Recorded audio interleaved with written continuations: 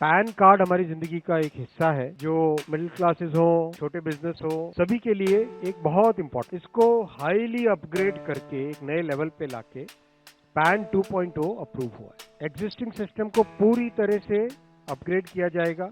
पूरा उसका जो डिजिटल बैकबोन है पीछे वो कंप्लीट नए तरीके से की जाएगी।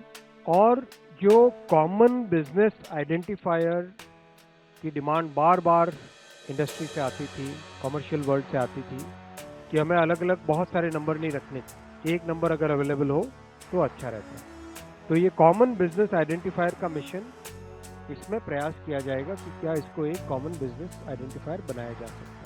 पैन 2.0 आज अप्रूव किया गया।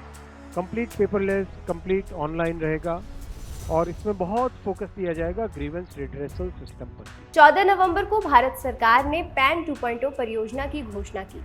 ये घोषणा आयकर विभाग ने प्रेस रिलीज के माध्यम से जारी की। पैन 2.0 की शुरुआत को भारत के डिजिटल टैक्सेशन इंफ्रास्ट्रक्चर को ज्यादा उन्नत और यूजर फ्रेंडली बनाने की दिशा में एक बड़ा कदम माना जा रहा है। नमस्कार, आप देख रहे हैं विंध्य फर्स्ट और आज के एक्सप्लेनर में हम बात करेंगे भारत सरकार की परियोजना पैन 2.0 के बारे में। वीडियो में हम जानेंगे कि पैन 2.0 परियोजना आखिर है क्या और इसके आने से क्या कुछ बदल जाएगा। साथ ही पैन 2.0 के आने के बाद क्या पुराने पैन कार्ड को बंद कर दिया जाएगा या नहीं। सबसे पहले जानते हैं कि पैन कार्ड होता क्या है। पैन कार्ड भारत सरकार द्वारा जारी किया गया एक अद्वितीय पहचान पत्र यानी कि यूनिक आइडेंटिटी कार्ड है, जिसका पूरा नाम है परमानेंट अकाउंट नंबर यानी स्थायी खाता संख्या।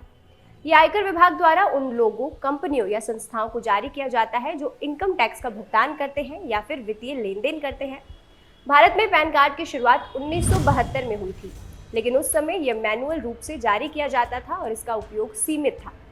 1995 में आधुनिक पैन सिस्टम को लागू किया गया। 2000 की शुरुआत में पैन को और प्रभावी बनाने के लिए इसे डिजिटलाइजेशन से जोड़ दिया गया, जिसके बाद पैन को आधार और बैंकिंग सिस्टम से लिंक करना अनिवार्य हो गया और आज पैन कार्ड बैंकिंग, वित्तीय और कई अन्य प्रकार के लेन देन के लिए एक जरूरी दस्तावेज बन गया है। पैन कार्ड में 10 अंकीय पैन नंबर होता है, जिसे अल्फा न्यूमेरिक कोड कहते हैं।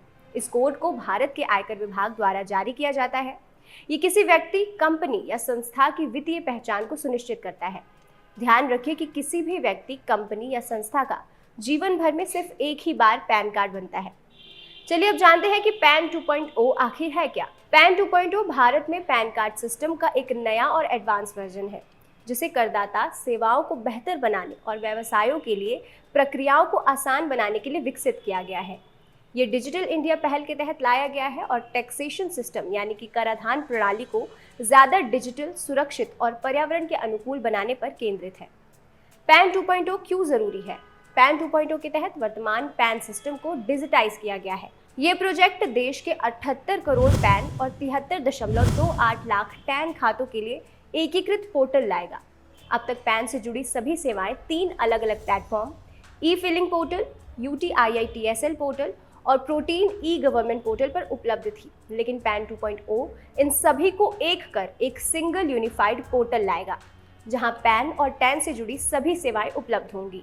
नए पैन कार्ड में क्या कुछ नया होगा? पैन 2.0 को मौजूदा प्रणाली को सुधारने के मकसद से लाया गया है। नए पैन कार्ड में कई फीचर्स ऐड किए गए हैं, जैसे QR कोड।